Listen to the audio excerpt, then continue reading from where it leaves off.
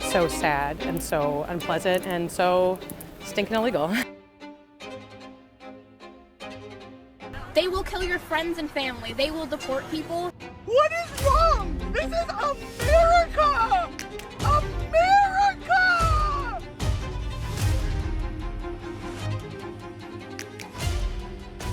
January's social media landscape was basically a giant minefield. No matter where you went, what you said or didn't say, you were definitely condemned by someone as being a morally reprehensible, total degenerate person. Which is interesting because I have yet to go to a funeral where someone is saying, what really stuck out to me about this person's life was a 24-hour story they put on Instagram. It just struck me. It said a lot about their character. Said a lot about that person. With that said, it appears that I've ruffled some feathers within our own viewership. And let me make one thing clear. I don't take any joy in that. I'm not out here trying to just, pop off casualties left and right. I know that there are some who say, hey, I get a follower purge. This is good, so I know who the good people are because they stay with me. I think that it's kind of a level of hubris that's a little bit laughable. And there are others who say I could lose all my viewers and not blink an eye because I'm standing for truth. And I just don't think I'm quite there yet. I personally have a responsibility to report the news truthfully and to challenge our viewers to critically think when they're engaging the news and current events. And I have no intention to tick them off or to build a like-minded person coalition or to convict people that they're just horrible deep inside. But I have decided that the need for news discernment has been very necessary. The need has been necessary. Nice. I think that the need for news discernment has reappeared in the past few weeks. I've heard a lot of people say it, and I couldn't agree more. It feels like 2020 all over again. And I think a lot of us have forgotten that we were wrong about a lot in 2020. For example, remember those masks? Pointless.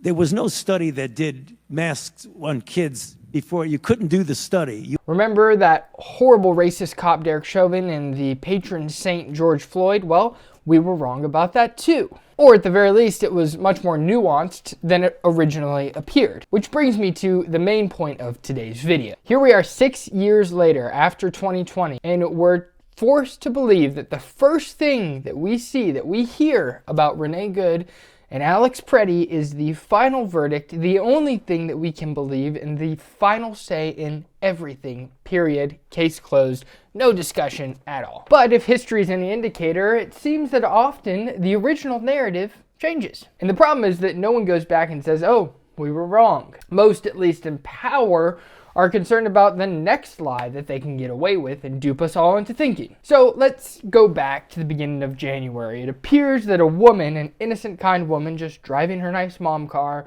is brutally murdered by none other than an ICE agent. Days later, we read multiple angles.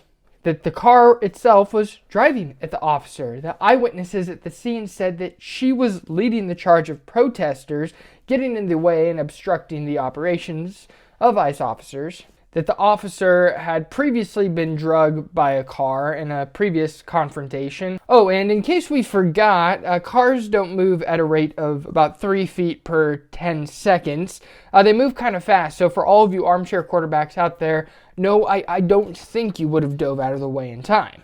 The difference between the immediate reaction and weeks of evidence tell a different story. Similarly with Alex Preddy, initially, we all think there's no way we could be fooled. Our eyes could be fooled here. We've got video evidence of it all going down. This guy's innocent. He's not using his hands. He's just got his voice and his phone, and he is gunned down. What in the world? How could you defend that? Now, if that were the case, it was just his voice and his phone, I think we'd probably have a lot more killings in Minnesota if that warranted such a extreme reaction from a police officer. But at any rate, it really just looks like plain police brutality. But days pass, we hear from his parents that he was emotionally unstable, and as little as many of you like to hear it, those parents probably knew him better than most. That yes, he legally had a concealed carry on him that he never carried with him beforehand, but chose to at an ICE protest. Oh, and by the way, here's some video of him attacking an ICE car and kicking out the taillight. Preddy interacting with federal immigration agents 11 days before Border Patrol shot and killed him. Interesting. At the very least, seems like a foolish and poor decision. Now, let me be clear, you can't make any of these look good, and I'm not trying to make them look good. Death is death, and it doesn't look good, period. I'm only suggesting, for your sake, for my sake, for any American, just take a second. Just wait. The term police brutality may remind you of the Rodney King riots in the 1990s. If you were around during that time, I wasn't. I was just a twinkle in my mother's eye. You saw a clip of a man being ganged up on by a bunch of white cops just beating the living snot out of him. And you think it's because he's black. They hate him. Weeks or days later, we learned that there was a long pursuit and there was an attempt to evade those cops. Today, we can make our big, grand, virtue-signaling social media post. We can condemn a group, condemn a politician, condemn an entire ideology, an entire wing of politics, an entire community of people, and then be wrong, and nothing happens. To us, at least. But imagine what happens when 10 people circulate that, or 100, or 1,000, or an entire country circulate a lie, and then never address the fact that it was a lie. Or at the very least, in complete truth. Need I remind you of Daniel Penny and Jordan Neely in the subway where Daniel Penny stepped in to protect those around him?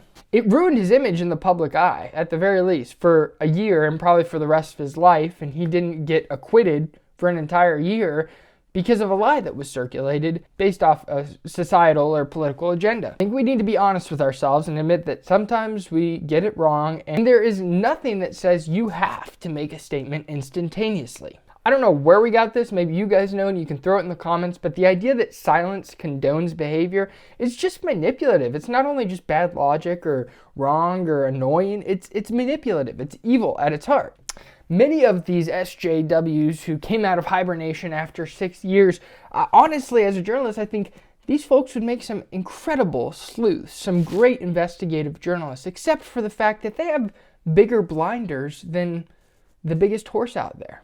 I don't know if really big horses wear big blinders. I'm not a big horse guy. We're acting as if all of this didn't happen in the same state, in the same city with the same agitators involved. Responsibility, it comes down to responsibility at the end of the day. It's so far out of sight and out of mind for many of these people that they're ignoring just the broad daylight clear facts and focusing on the things that aren't clear and aren't fact just yet. Was it an unlawful shooting? Are the methods unconstitutional and overbearing? We'll find out. What is clear is a repeated instigation by state officials. What is clear is an emotional manipulation of the masses. So at the very least, let's just wait and see. Investigations are underway. We are a country that is more or less governed by law and order, so let it play out. But I think that it's fair to point out that we forget in today's social media age that not all is as it seems initially. Thanks for watching. Leave some comments behind if you disagree or agree. I'd always love to hear some other opinions and be able to engage with those. See you next time.